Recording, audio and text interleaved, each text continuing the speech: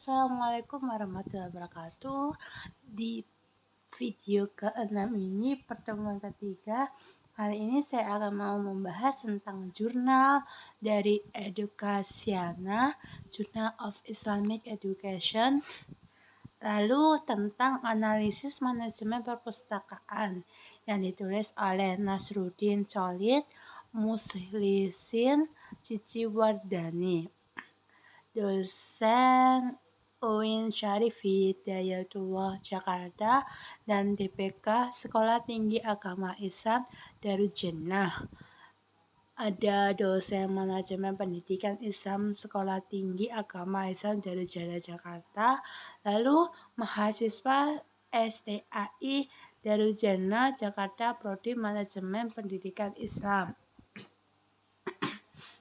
Maaf, lagi ganda badan. Abstraknya yaitu penelitian ini melakukan di MTS Darujannah 2 Cipiring karena ditemukan bahwa pengelola perpustakaan yang kurang memberikan pelayanan yang maksimal kepada pengunjung dalam hal pengelolaan dan ketersediaan fasilitas. Lalu tujuannya untuk mengetahui perencanaan perorganisasian, mobilisasi, dan supervisi pelayanan perpustakaan MTS Darujannah 2 Cipirung. Lalu ada pendahuluan. Pendahuluannya yaitu salah satu cita-cita bangsa Indonesia adalah mencerdaskan kehidupan bangsa sesuai dengan Alinea keempat pembukaan UUD 1945. Pemerintah Indonesia ingin membangun masyarakat yang cerdas. Untuk itu masyarakat harus dibentuk. Lalu di sini ada menerangkan tentang menurut Undang-Undang Pasal 45 Nomor 20 Tahun 2003 tentang Sistem Pendidikan Nasional, Negara Republik Indonesia melihat pentingnya keberadaan perpustakaan sekolah adalah sebagai berikut.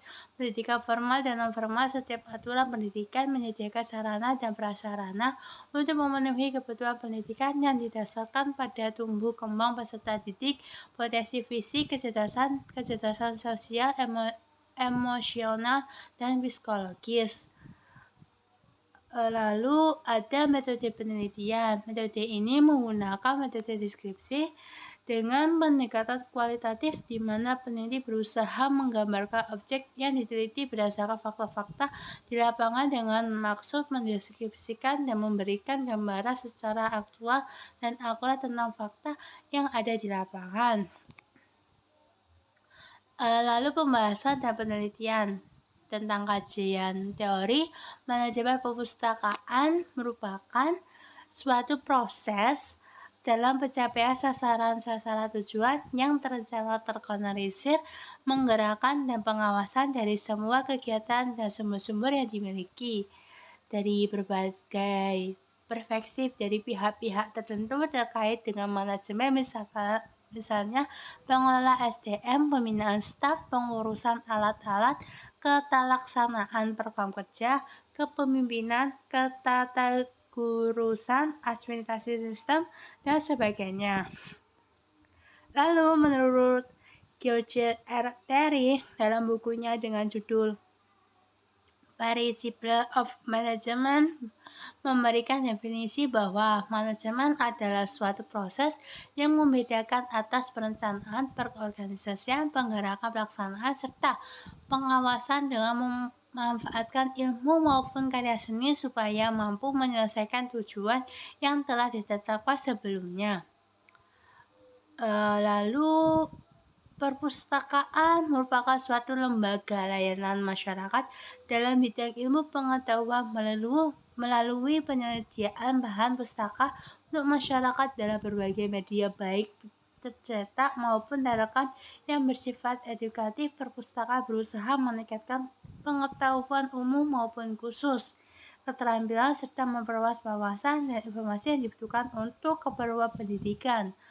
Menurut Undang-Undang Perpustakaan tahun 2007 Nomor 43, perpustakaan adalah institusi pengelola koleksi karya tulis dan non-tulis, karya cetak dan non-cetak, dan karya rekam yang secara ahli menggunakan sistem yang baik demi memenuhi kebutuhan pendidikan, penelitian, pelestarian, informasi, dan rekreasi para pengunjung.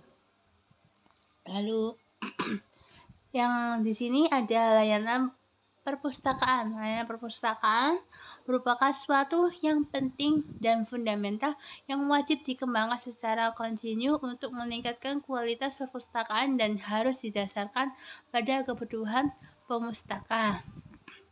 Layanan pemustaka adalah salah satu kegiatan teknis yang pada pelaksanaannya perlu adanya skema dalam penyelenggaraannya. Lalu perencanaan layanan perpustakaan ada perancangan pelayanan pemustaka, ada perorganisasian layanan pemustaka, penggerakan layanan pemustaka, dan pengawasan pemustaka.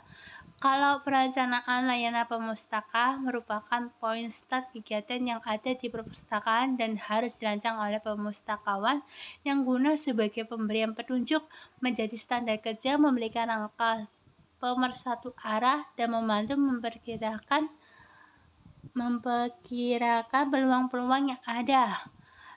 Tahapannya perencanaannya sebagai penetapan visi, misi, dan tujuan, perumusan keadaan sekarang, identifikasi kemudahan dan hambatan, pengembangan perencanaan meliputi pengembangan sumber daya manusia dan bahan informasi. Lalu pengorganisasian layanan pemustaka. Secara ringkas ada 3 kegiatan pokok dalam perorganisasian, yaitu pembagian kerja, penentuan kewenangan, menciptakan tata hubungan antar jabatan dan unit agar kerja tim menjadi harmonis. Lalu ada penggerakan layanan perpustakaan.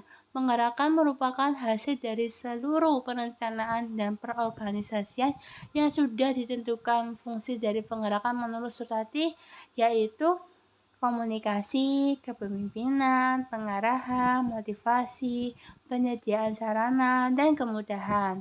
Lalu ada yang terakhir yaitu pengawasan layanan perpustakaan.